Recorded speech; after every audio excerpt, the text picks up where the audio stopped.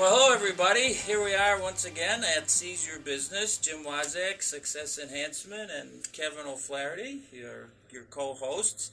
And today we have a very interesting guest, Jim Kapolas. Jim is with Payville, payroll service, and much more. And in fact, he's probably one of the more interesting people we've had because he's also been a car collector and a musician and a music collector.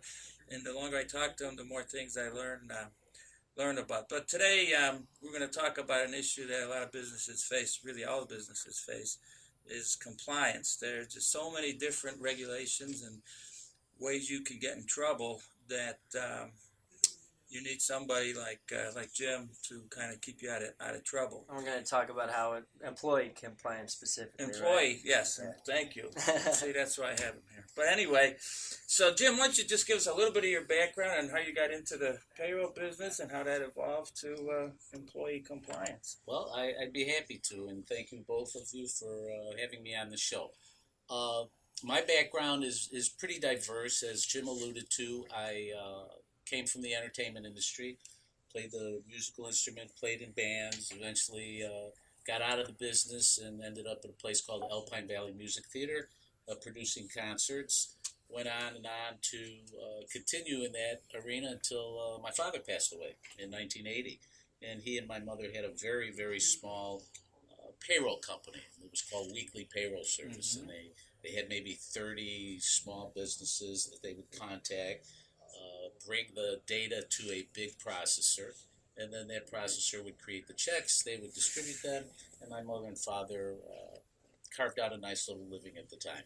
He passed away in 1980, and I had no real estate planning, no insurance, and my mother was pretty much about 55 years old and left to go back to work.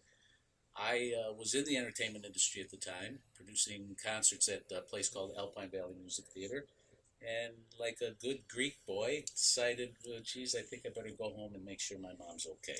So I came home and I learned the business, and my brother at the time was working for a Fortune 500 company called Frank B. Hall out in New York. They're like the Lloyds of London of aeronautical space equipment. They'd sell the insurance to the hull to one company. They would leverage the capsule to another company. And they eventually became a Fortune 50 company. And like most Fortune 50 companies, they are now defunct. But he ran their international payroll department and decided to come back to Chicago. And we built the company over a period of about 10 or 12 years into the 18th largest processor in America. We went through a couple of other machinations. We became the 12th largest processor in America, and then we decided to raise money to get to the public markets. We developed some web technology. We did what's called a reverse triangular merger with another entity and became the 4th largest processor in America. And we're managing the business. My brother and I took smaller interest in the company. We retired my mother, who I had originally come back from the music business to make whole, which was a nice success. It's always a good story to tell. And we were just waiting for the opportunity to get to New York to ring the bell to take the company public. We were being underwritten by Lehman Brothers. We were on the hot Hoover IPO list for months. So the stars were in alignment. My brother and I, we get the call, the ring. Okay, Chris, let's go. We're going to the East Coast. We're going to ring the bell, sign the papers. On our way. We get the car. We drive to O'Hare, which is always a challenge, no matter where you are. Sure. We can't get into the airport, so we drive around to another entrance. It's blocked. We see police. We drive around and around. The airport is blocked, so Chris goes, "You better turn on the radio." We turn on the radio, and it was September 11th. Oh, my goodness.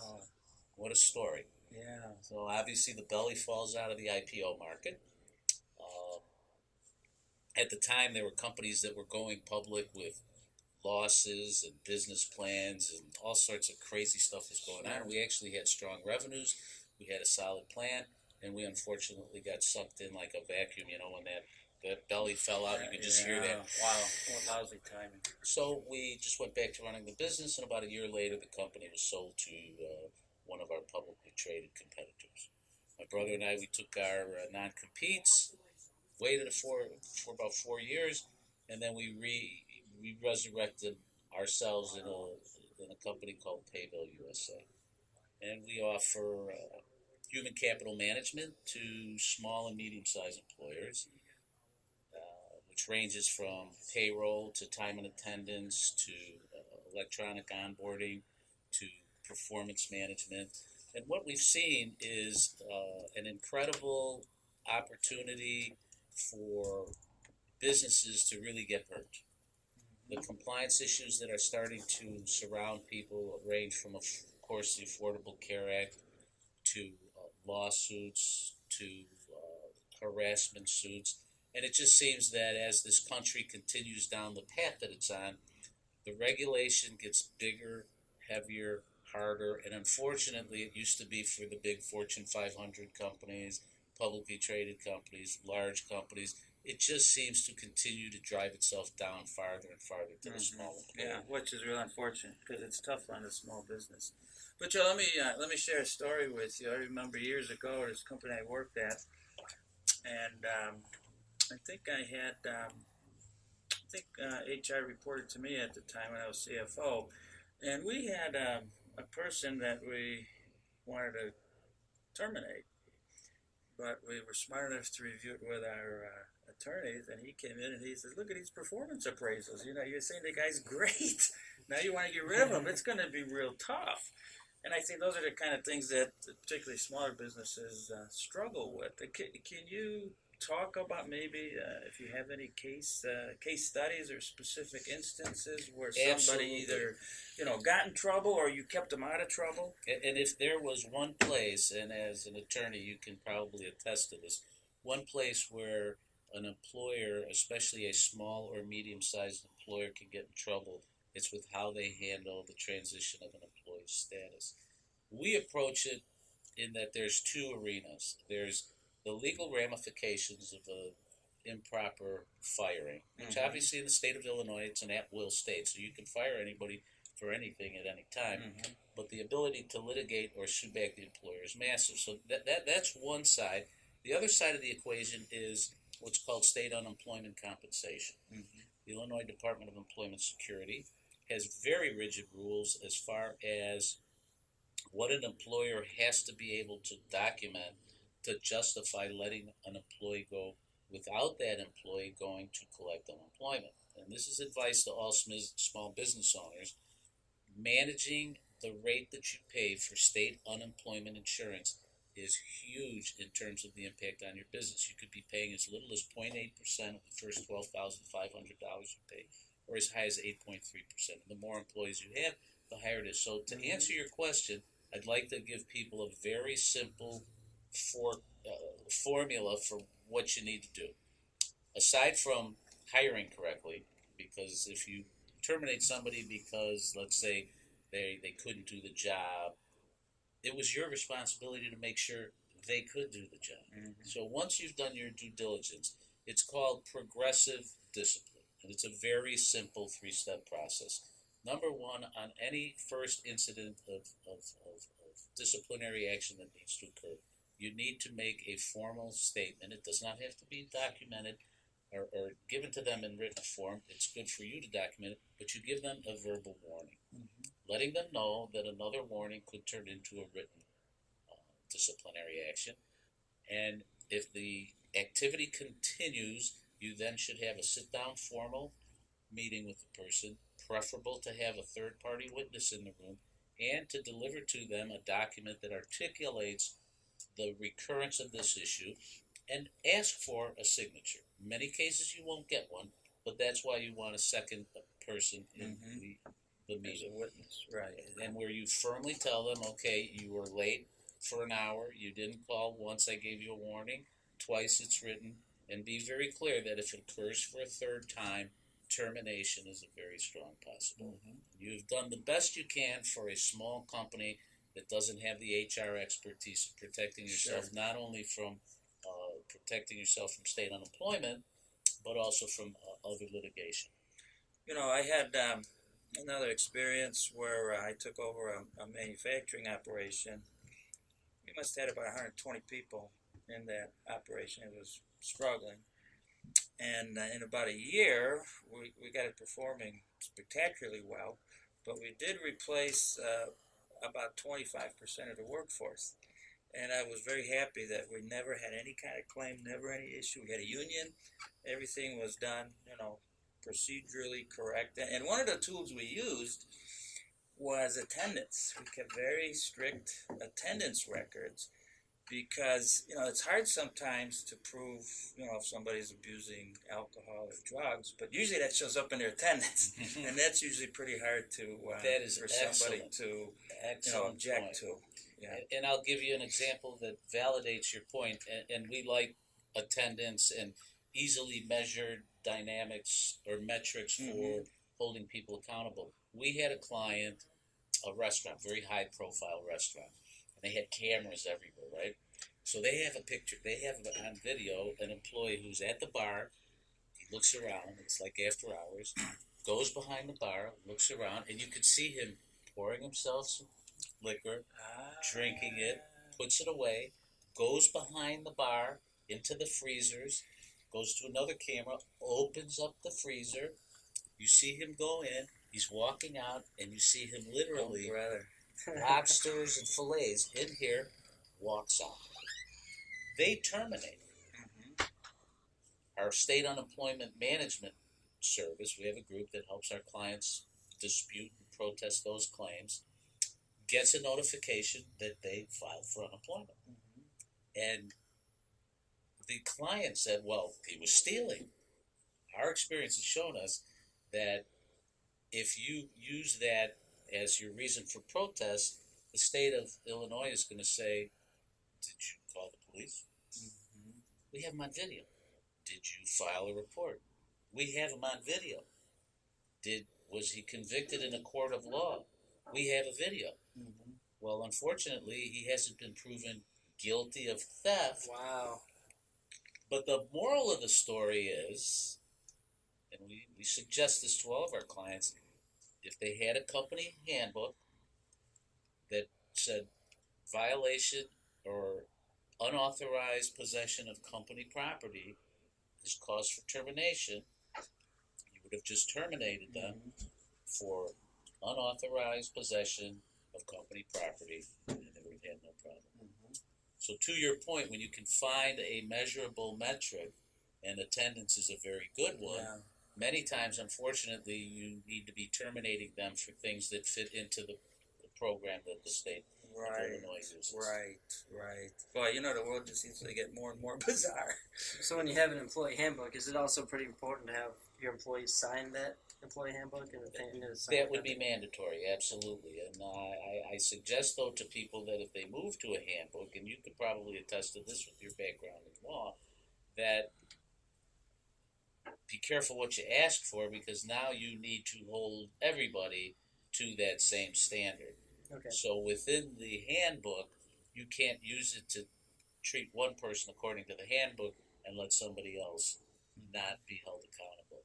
But yes, to your point, employees should review it upon employment, sign off, and there should be an acknowledgement that stays in their file that indicates they have read the manual. So what, other than the progressive discipline and having an employee handbook, and a good one that probably want to have it reviewed by a professional, an attorney, absolutely. What else can you tell us about other tips for employee compliance that our listeners might want to hear about? Well, I think to me, you really want to start with make sure you clearly understand whether or not that employee is capable of doing the job. A perfect example. Nice, I'll use Greek because I'm a Greek guy. Greek restaurant. Sure. Two of his waitresses walk out the door. The place is packed.